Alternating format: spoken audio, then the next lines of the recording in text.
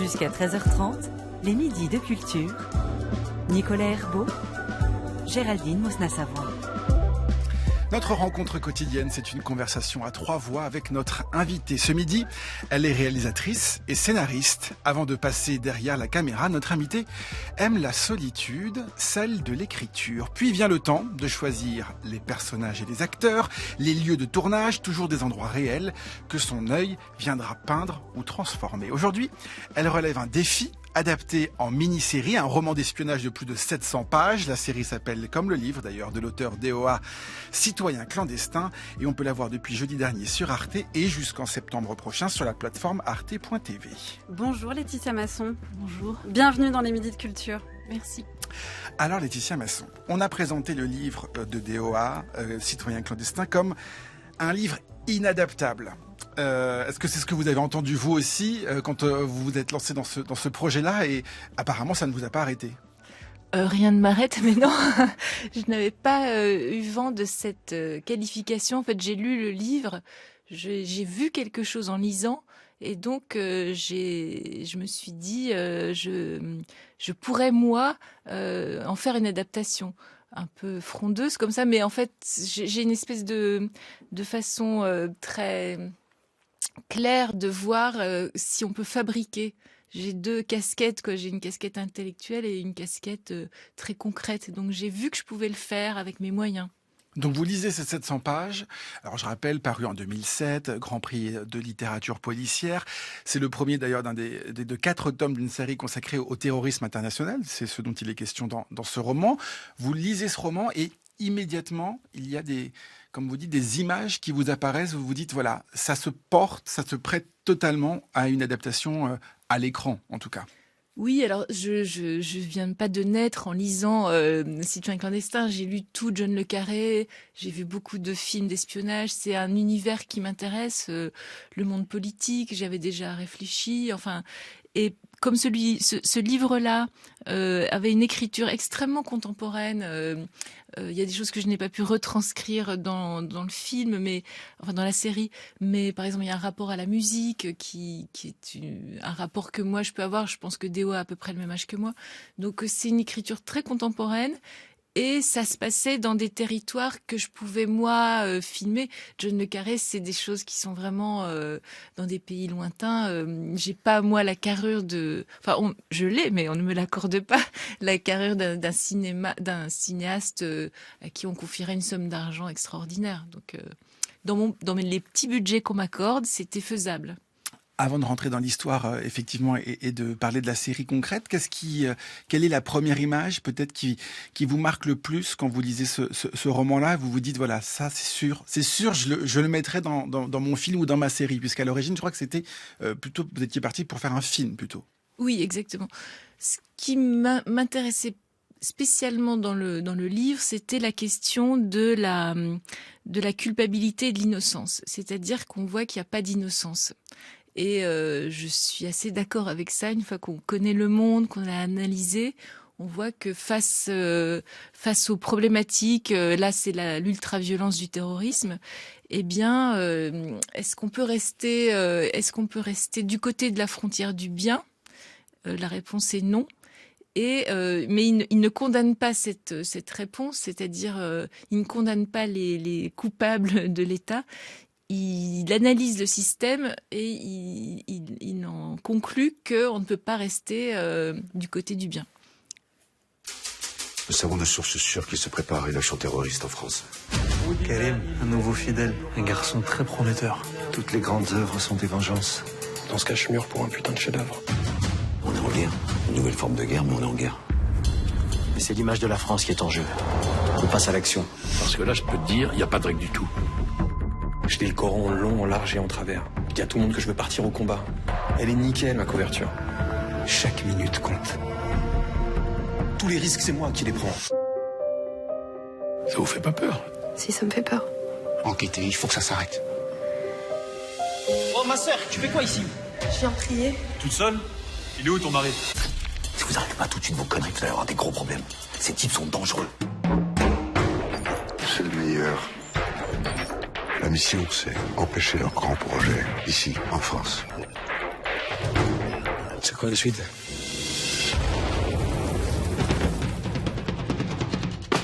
Voici la bande-annonce donc de votre série Citoyens clandestins que vous avez réalisée, scénarisée. Vous avez aussi écrit les dialogues. Laetitia Masson, c'est sur Arte depuis jeudi dernier et sur arte.tv. On peut regarder les 4 épisodes jusqu'au mois de septembre. On a donc le temps de s'y pencher. On est donc dans ce contexte mondial où la planète entière est bousculée par ce qui s'est passé aux États-Unis en septembre 2001. Et on est donc en France où un groupuscule d'islamistes radicaux prépare sur le sol français un attentat. Et là, il y a une série d'événements qui vient perturber le travail même des services de renseignement. Il y en a plusieurs et évidemment chacun tire la couverture à lui, joue sa partition dans cette France et dans cette paranoïa qui naît à ce moment-là. Ça, c'est la première partie qu'on a entendue dans la bande-annonce. Et puis la seconde partie de l'intrigue, c'est cette jeune journaliste qui devient l'apprentie d'un vieux briscard de l'investigation politique et qui va donc se mettre à enquêter sur notamment des morts suspectes. C'est pas évident en 4 épisodes de nous poser l'intrigue et puis de la déployer ensuite. En fait, ça, c'est ce qu'il y a de plus facile pour moi, poser l'intrigue et la déployer, mais faire résonner les questions plus profondes, ça, c'est plus compliqué. C'est des enjeux qui, moi, m'intéressent. Quand j'écoute la bande-annonce, là, ça me fait rire parce qu'ils ont mis des musiques, on dirait vraiment un film d'action, etc. Il y a de l'action, ça, c'est une première partie, c'est la première couche pour la première vision, disons, de la série, qui est regardable, comme ça, avec qui fait quoi, pourquoi, est-ce qu'on va arriver à déjouer l'attentat? Et puis derrière ça, il y a les grands enjeux plus politiques, de la vérité, du mensonge, je vous disais, du bien, du mal, de la violence versus la diplomatie, enfin des choses comme ça.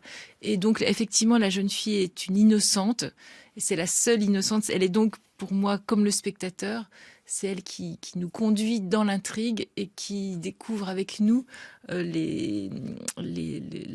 vérité de la politique, on pourrait dire.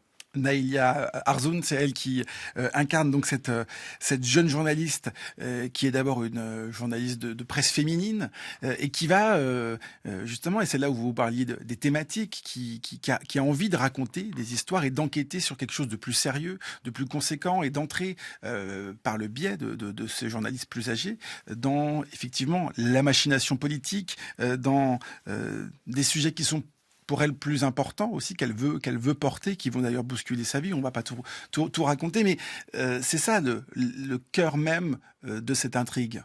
Oui, alors ce qui m'intéressait, c'est que donc ça se passe, comme vous disiez, post 11 septembre, et que le terrorisme qui grouille comme ça, c'est le terrorisme algérien à l'époque, parce que le livre étudie aussi un état politique de la France à ce moment-là, dans les années 2000.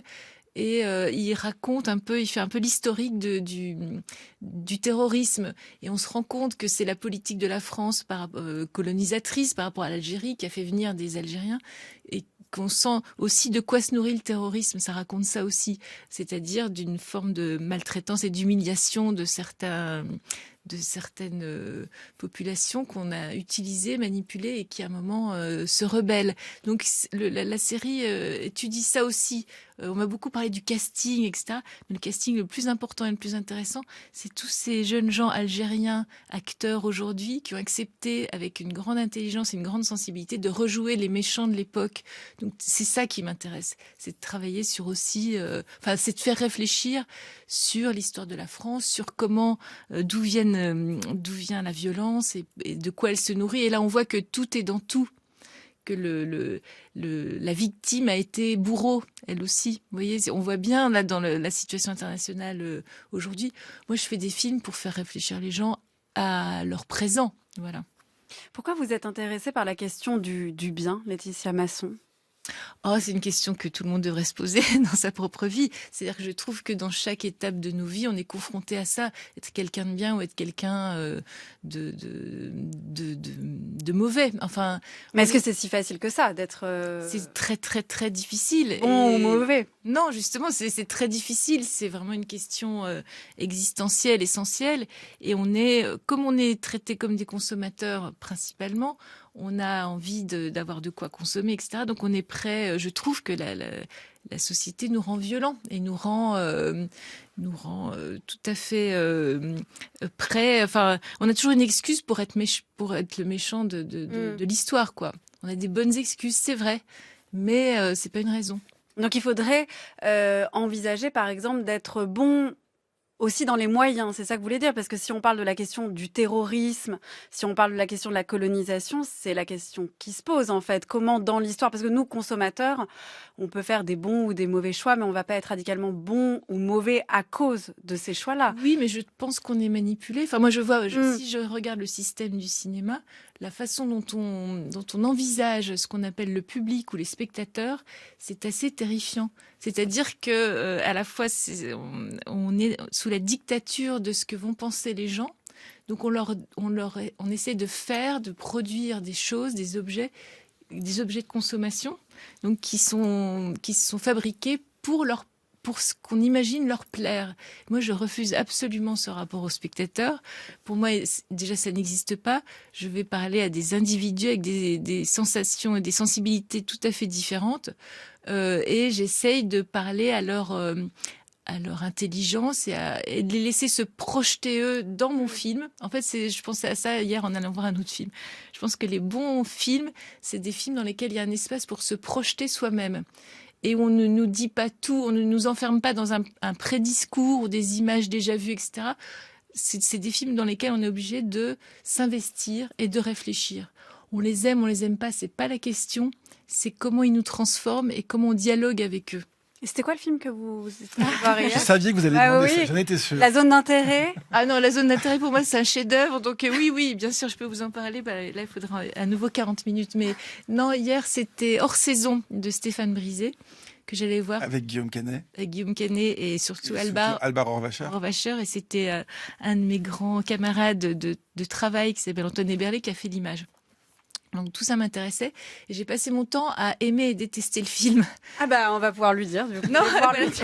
Et à la fin je l'ai aimé parce que justement il m'avait permis d'y mettre moi des choses et de réfléchir à moi-même et de me dire je dialoguais sans cesse avec le film. Et je me suis dit voilà, c'est pas mal. Alors justement, puisque vous en parlez, qu'est-ce que vous avez mis dans cette série? Comment vous l'avez écrite? Comment vous l'avez construite, pensée? On va reparler du casting, j'en suis sûr, pour que on puisse rentrer dans cette histoire, pour qu'on puisse se reconnaître peut-être dans certains personnages aussi. Comment ça fonctionne? Quelle est la baguette magique de Laetitia Masson pour nous faire rentrer dans cette série en 4 épisodes?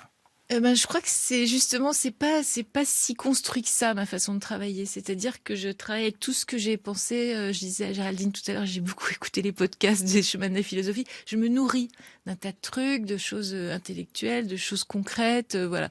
Donc quand j'écris, c'est pas programmatique. Je me dis pas justement, tiens, je vais faire ça pour amener les gens là, etc., etc. J'écris d'une première traite en essayant que ça soit lisible et compréhensible. Et puis après, je mets ce que je vous disais tout à l'heure, c'est-à-dire des espèces de couches supplémentaires qui nourrissent l'image, parce que moi, je fais des images et des sons. Je fais pas de la littérature. Donc, je veux absolument que dans l'image, il y ait des choses non dites, mais qui racontent aussi ce que je disais, la profondeur de l'histoire, quoi. Donc, les décors, les costumes, que tout ça raconte quelque chose des personnages sans le dire. Vous avez dit tout à l'heure qu'on vous a beaucoup parlé du casting, alors je vais le donner. Raphaël Quenard, Naïlia Arzoun, Gringe, Pierre Arditi, Nicolas Duvauchel, Frédéric Pierrot et Laurent Stocker notamment. C'est très varié. Il y a aussi un très beau casting, on peut le dire, mais vous avez choisi d'utiliser ces acteurs et actrices un peu à contre-emploi, en leur donnant un rôle dans lequel on ne les imaginait pas. Oui, c'est ça un peu l'idée, c'est de nourrir les personnages, en fait, de les rendre complexes par le casting.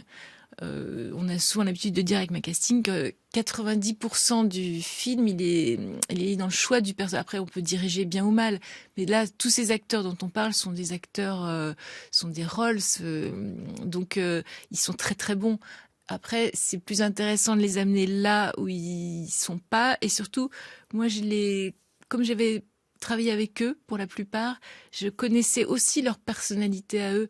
Donc je me nourris de ça, un mélange de savoir-faire et de ce qu'est vraiment la personne et de là où je vais pouvoir l'amener. Par exemple, Pierre Arditi, c'est un très très grand acteur. Je sais comment lui parler pour qu'il aille chercher en lui des choses pas plus intimes, mais dans des sources qu'il n'utilise pas d'habitude, quoi.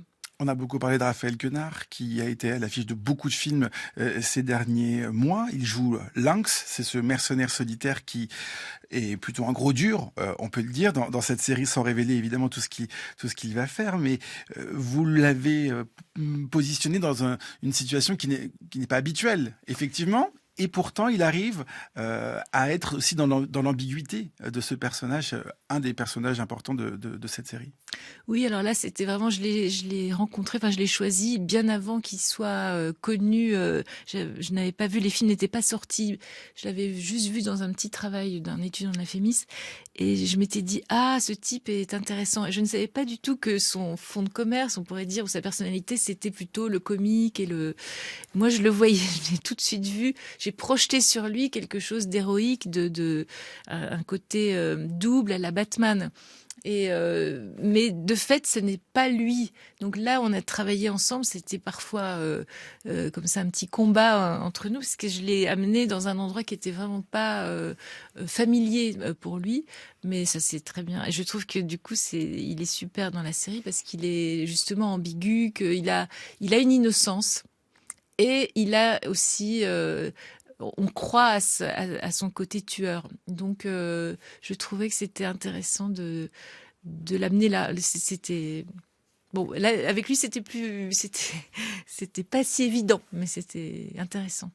On parlait de la question du bien et du mal, Laetitia Masson, mais justement, dans ce choix d'acteurs ou dans la direction des acteurs ou dans l'image, comment on fait pour poser ces questions-là sans faire une sorte de série sur un grand thème avec une grande question, une grande thèse où vous avez une idée à développer et en disant aux acteurs, là tu joues le méchant, là tu vas jouer quelqu'un de double et du coup ça va être très appuyé. Ben justement, c'est déjà en prenant des acteurs presque à l'opposé de ce qu'ils représentent, ça leur donne déjà une double une contradiction, disons. Et puis, c'est d'amener du romanesque dans l'action, c'est de traiter le dialogue comme si c'était de l'action, c'est d'amener toujours... En fait, vous faites toujours l'inverse, quoi. Vous non, faites pas parler du tout. les images, vous prenez des personnages à contre-emploi. C'est pas systématiquement l'inverse, c'est un effet de profondeur. Alors, des fois, c'est l'inverse parce qu'il faut que ce soit brutal, et des fois, c'est juste ombrer quelque chose. C'est vraiment comme de la peinture, quoi. Ou au contraire, éclaircir quelque chose, c'est ramener dans le dialogue. Je travaille beaucoup les dialogues. Alors, mes détracteurs me reprochent de pas être dans un dialogue naturaliste, mais effectivement, pour moi, les mots, c'est pour ça que... Vous voulez dire que c'est trop écrit ? On vous dit que c'est trop écrit, que ça trop sent écrit, qu'on parlerait pas comme ça dans la vraie vie. Effectivement, hier, dans le film de Stéphane Brisé, je remarquais qu'en fait, il parlait comme on parle là, maintenant. Et moi, pas du tout. Dans les films que j'ai faits, j'ai l'impression, et les séries, pareil, j'amène il faut rentrer dans le monde que je propose. Je propose un univers qui est un peu décalé.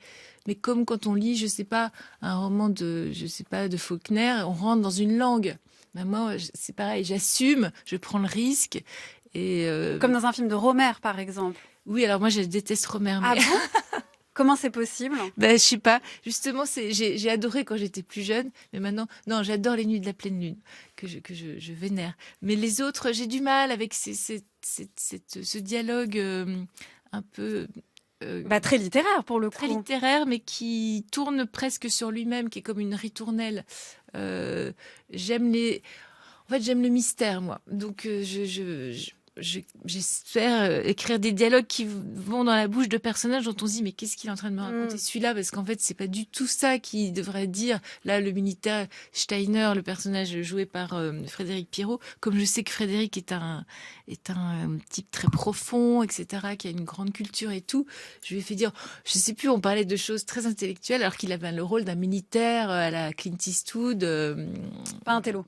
Pas un télo, non. Enfin, il y a quand même une partie il nourrit son bras droit joué par Raphaël Quenard de citations littéraires. Et donc, c'est paradoxal, parce qu'en fait, eux, leur truc, c'est d'aller tuer des gens. Donc, Et il y a de la littérature aussi, puisque vous l'abordez dans ce livre de Baudelaire que Raphaël Quenard tient à la main durant quasiment toute la série, sauf peut-être quand il tue. Et ces vers qui sont aussi très présents. Vous parliez de la musique dans le livre. Vous avez choisi de mettre aussi cette poésie en avant dans ces 4 épisodes, Laetitia Masson. Oui, alors on dit toujours j'ai choisi, j'ai fait ça. Il y avait aussi tout un aspect économique, c'est-à-dire que le livre est construit sur la musique, les chansons. Et moi, si je demande les droits d'une chanson, c'est que des chansons. Il y a les Cure, il y avait, je sais plus, Bowie. Enfin bon, une chanson de Bowie et c'est fin de. Il y a plus de budget. Il y a plus de budget. Donc je me suis dit, mais en même temps c'était très important et je pense que d'être conduit par la musique, ça veut dire qu'on est c'est pareil dans une forme de quête existentielle. Et j'ai remplacé la musique, qui est une chose abstraite, par la poésie qui me semblait, qui est déjà en jeu dans le livre parce qu'il rythme les 3 ou 4 parties du livre par justement des vers de Baudelaire, des Fleurs du Mal.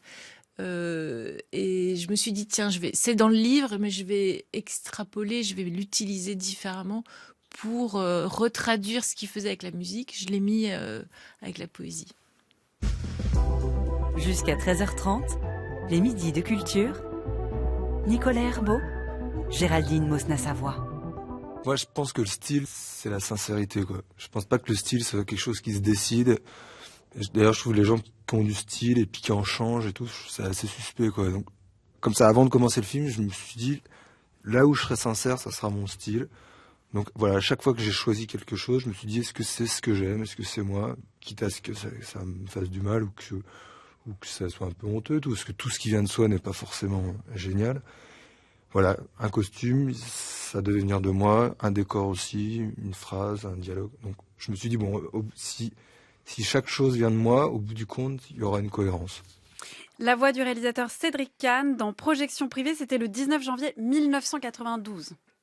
Oui, alors, c'est pour ça que je reconnaissais pas sa voix. C'est pour ça que je vous ai regardé quand j'ai dit la date. Ouais. Parce que normalement, on se parle toutes les semaines pratiquement. On va prendre un café. Donc, mais par contre, je reconnais ce qu'il dit et je me reconnais dans ce qu'il dit aussi. Alors justement, Laetitia Masson, vous, c'est quoi votre style ? Vous avez trouvé votre style et effectivement, est-ce que pourquoi est-ce qu'on se dit ça d'ailleurs ? C'est pour se donner aussi confiance dans ce qu'on fait ?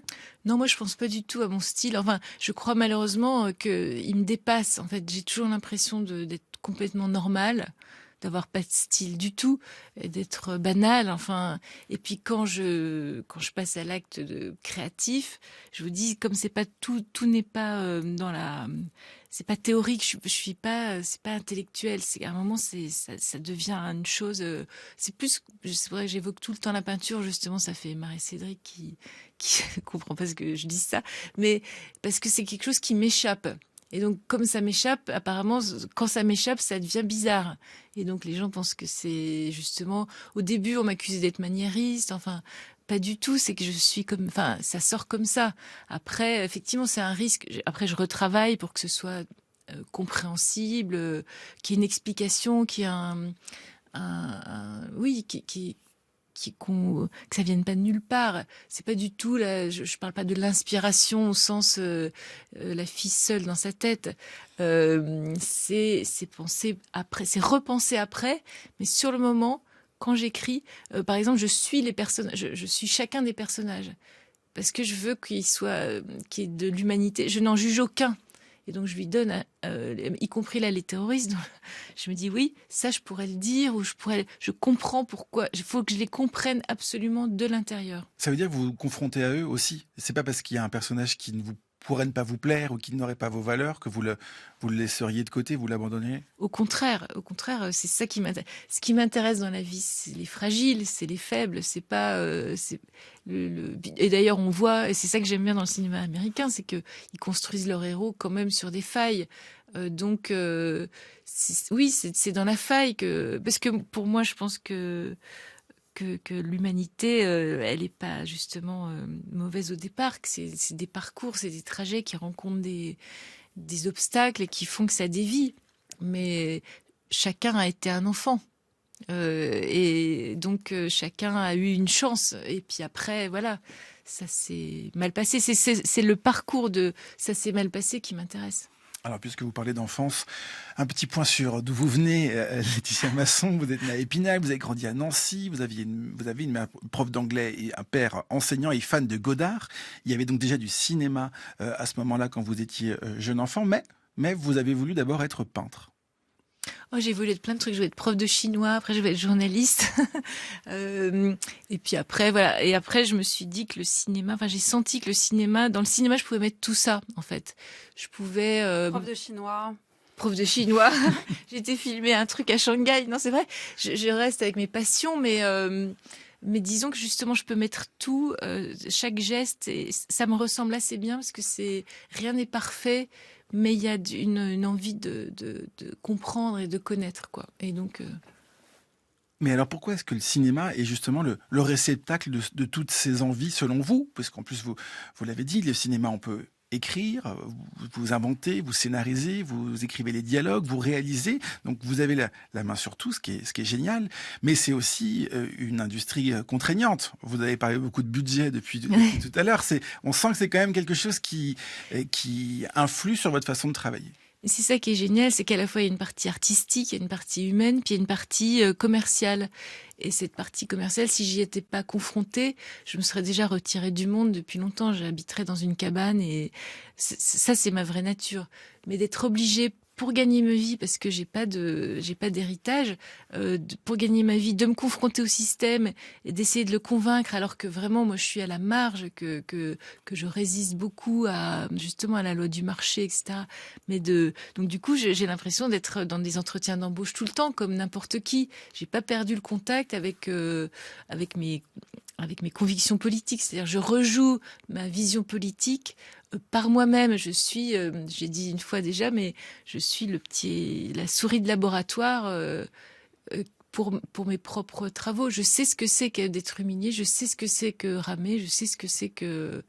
Vous voyez, je ne perds pas ça parce que, justement, par ma position radicale dans ma façon de faire, qui est très artisanale et qui est très... C'est ça votre position radicale ? Votre radicalité qui peut heurter, qui peut faire que vous... Oui, alors et tout, c'est quand quoi vous me cette dites radicalité ? Quand vous me dites ça, je me dis bah oui, c'est pas très radical. Mais non, c'est pas une manière de dire ça, mais non, mais c'est vrai que moi je trouve pas que c'est très original ni très risqué ce que je propose. Mais par rapport au système, visiblement ça l'est.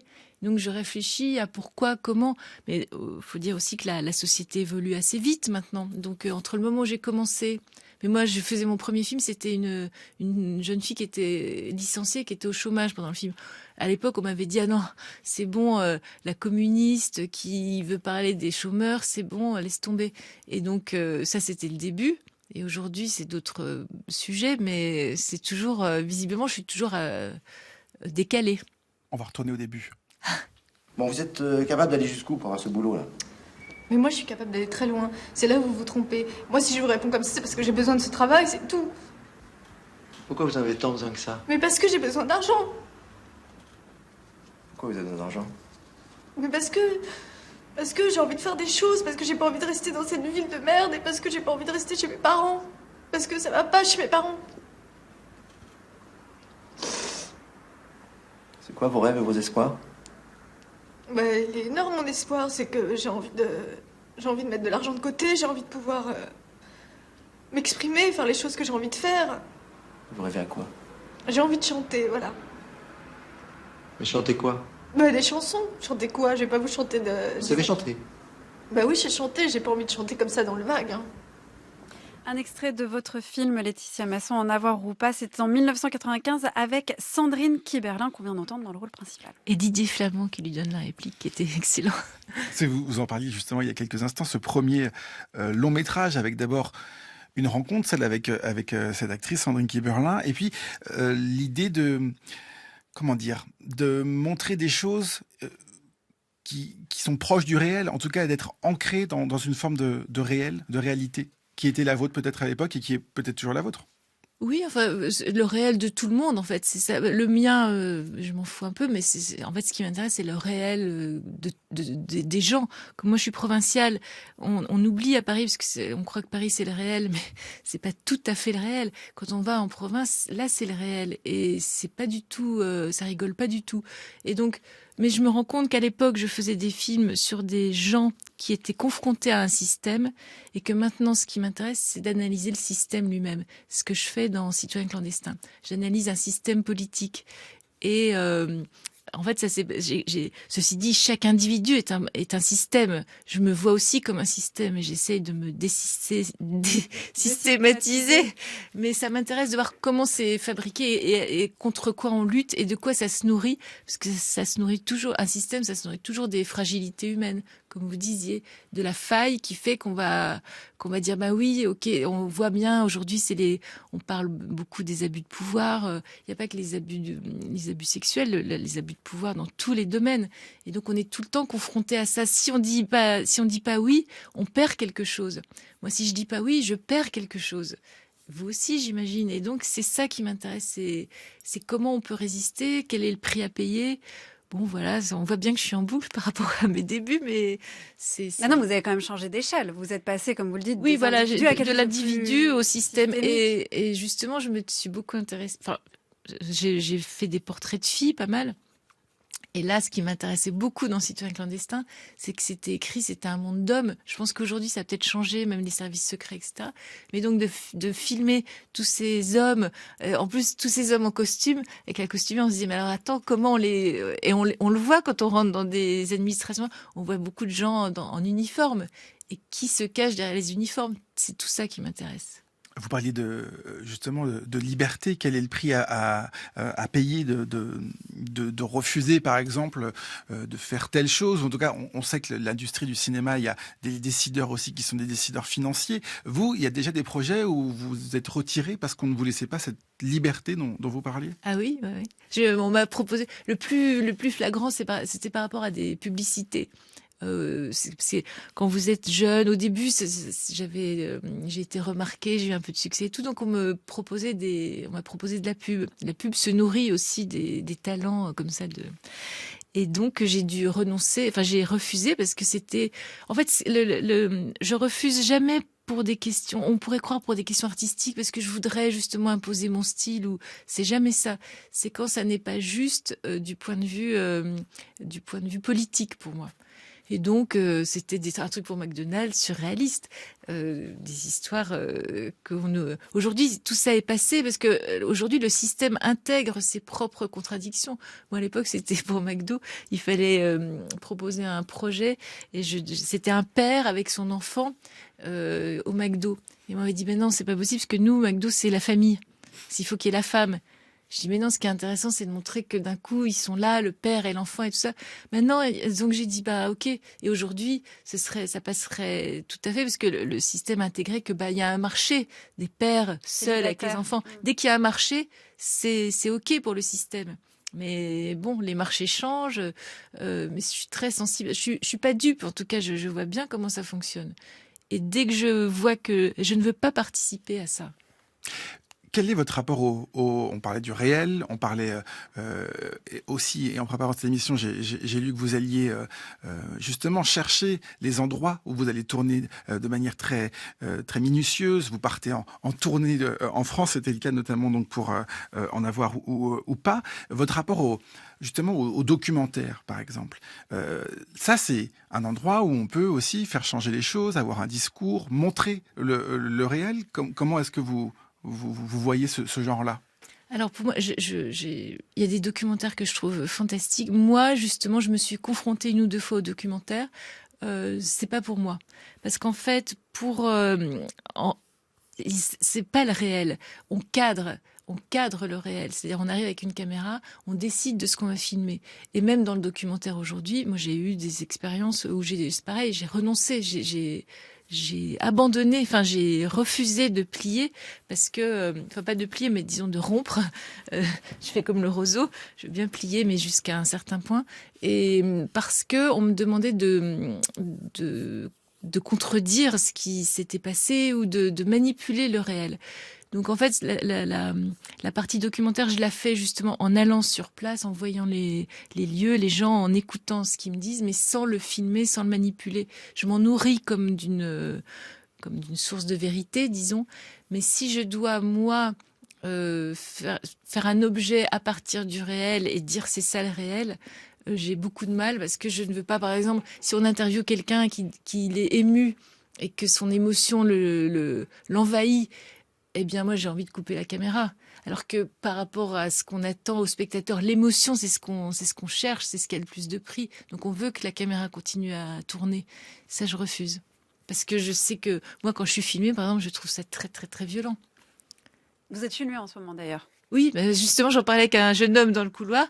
J'ai dit, c'est filmé, je comprends pas, parce que ce qui est beau à la radio, c'est la voix, c'est le mystère de la voix. Pourquoi on filme tout maintenant ?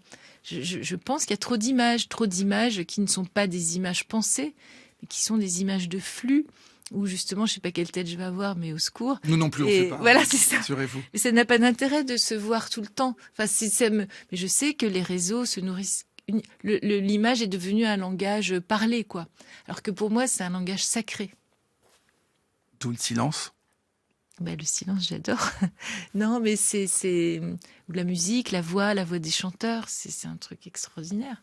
Il n'y a pas besoin d'image tout le temps. Pour moi, je me disais, je finis par comprendre les religions où on dit, non, pas de représentation, parce que c'est une chose de représenter le réel. Et justement, de le représenter par la fiction, c'est vraiment un travail, on pense, justement, à l'époque, une ouvrière, ou là, aujourd'hui, un tueur, c'est quoi un tueur ? C'est pas l'image d'un tueur. Beaucoup dans le cinéma, les séries nous amènent des images, et des images, on colle des images mais la réalité, quand on voit les vrais...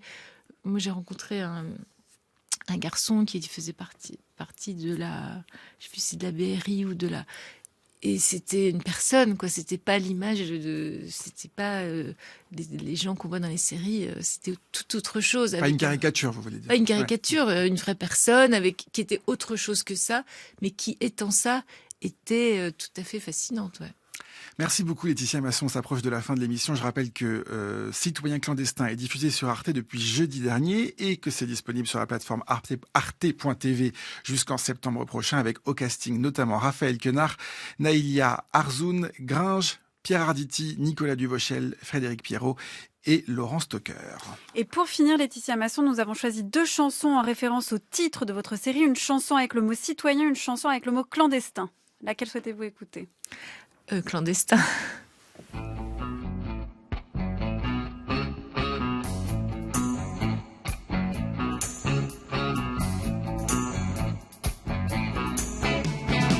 Près des rues blanches au soleil de papier, et chez des infaciles du sable sous les pieds. Vous êtes belle mademoiselle, les cheveux d'or et peau de miel, mais je parle seul et vous dansez jusqu'au ciel.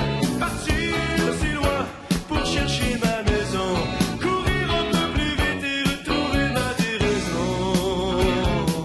Quand par le prochain train, clandestin, interdit de séjour, il faut quitter le pays qui t'a donné le jour. Exilé, chassé par le désir, tu n'as plus de racines et tu crains ton avenir. Dans cette personne. On s'est plongé dans les années 70, Laetitia Masson avec le groupe Octobre qui chantait Clandestin. Merci beaucoup d'être venu dans les Midis de Culture, une émission préparée par Aïssa Twaindoy, Anaïs Isbert, Cyril Marchand, Zora Vignier, Laura Dutèche-Pérez et Manon Delacelle. C'est Nicolas Berger qui réalise l'émission et à la prise de son ce midi, Florent Bujon. À demain Géraldine, merci. À demain Nicolas.